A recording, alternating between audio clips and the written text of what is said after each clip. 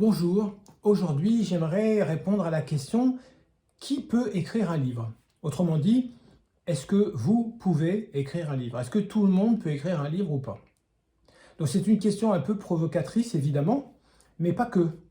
En vérité, j'ai les moyens de répondre à cette question et peut-être de vous faire réfléchir et avancer sur ce point. Donc, théoriquement, évidemment, sur le papier, rien n'empêche quelqu'un d'écrire un livre. Après, dans la pratique, on voit bien que entre l'envie et le résultat, il y a énormément de pertes en ligne, puisqu'on sait qu'il y a plusieurs millions de Français qui veulent écrire un livre, et il y a à peu près quelques centaines de romans, de livres publiés chaque année à la rentrée, et voilà, quelques centaines de romans, et pas beaucoup plus d'autres types de livres. Et en plus de ça, la plupart des livres sont le fait d'anciens auteurs auxquels les éditeurs font à nouveau confiance. Donc il y a très peu d'entrées en fait dans ce monde fermé de l'édition. Donc on va décomposer le sujet en deux vidéos. La première vidéo, c'est celle-là: est-ce que vous pouvez écrire le livre? Dans la prochaine, j'étudierai la question suivante: est-ce que tout le monde peut publier son livre? C'est évidemment très différent. Donc, mon avis est très simple pour annoncer la couleur: tout le monde, ou presque, peut écrire un livre. Donc, vous pouvez écrire votre livre. Voilà. Quel que soit votre passé, vos diplômes, votre expérience, votre langue, voilà, vous pouvez écrire votre livre. Même si vous ne maîtrisez pas complètement le français ou la langue dans laquelle vous voulez publier votre livre. Voilà, ça c'est une très bonne nouvelle.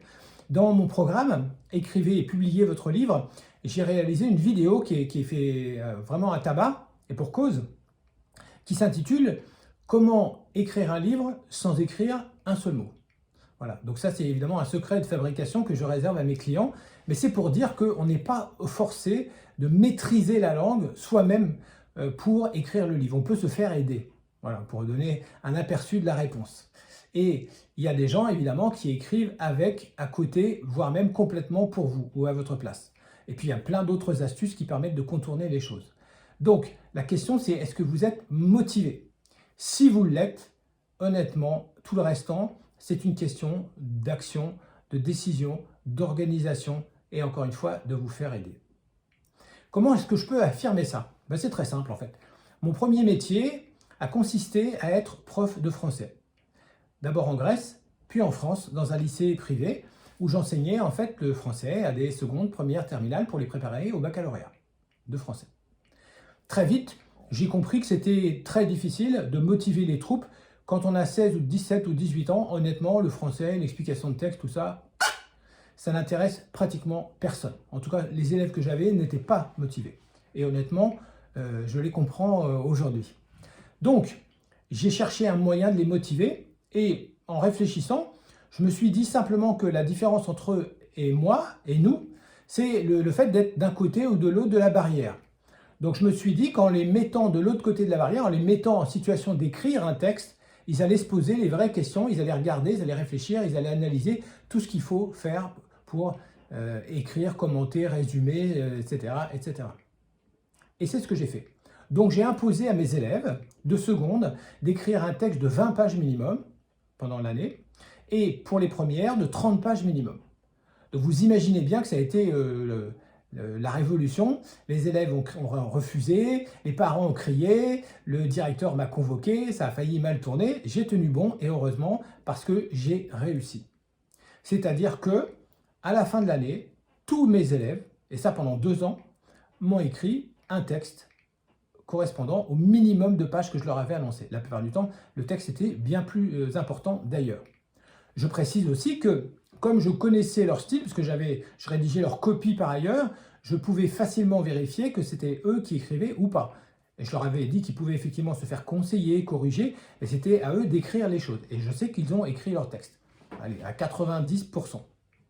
Donc, ça c'est une très bonne nouvelle, parce que si vous comparez maintenant la motivation d'un élève qui n'a pas envie d'écrire, qui ne comprend pas, qui ne voit pas l'intérêt, on lui impose un travail en plus, et vous qui avez envie d'écrire un livre, probablement si vous m'écoutez, c'est que vous avez envie d'écrire votre livre, évidemment, c'est sans commune mesure. C'est-à-dire que pour moi et pour mes collègues, c'est 10 fois, peut-être même 100 fois plus facile de vous aider à écrire votre livre que des élèves, encore une fois, sur lesquels on a très peu de pouvoir en vérité quand on est prof et qui sont débordés et puis complètement démotivés, démoralisés par les études en général et le français en particulier. Donc la question c'est, est-ce que vous êtes motivé? Parce que si vous l'êtes, tout le restant c'est une question de prise de décision, c'est à vous de décider d'y aller ou pas. Et ensuite, eh ben, une fois que vous avez pris la décision, vous agissez. Parce qu'une décision sans action, ça n'a aucun sens, aucun intérêt. Donc décision, action, et après, bien sûr, organisation. Après, c'est une question d'organisation. Et surtout, quand même, je dois le dire, et pas seulement pour ma paroisse, une question de vous faire aider. Faites-vous aider. Si ma tronche ne vous plaît pas, faites-vous aider par quelqu'un d'autre, mais faites-vous aider. La plupart des gens qui ont réussi et qui ont fait des beaux livres se sont fait aider avant, pendant, après, voire même tout le temps. Faites-le, faites-en autant, c'est très important. À tout de suite.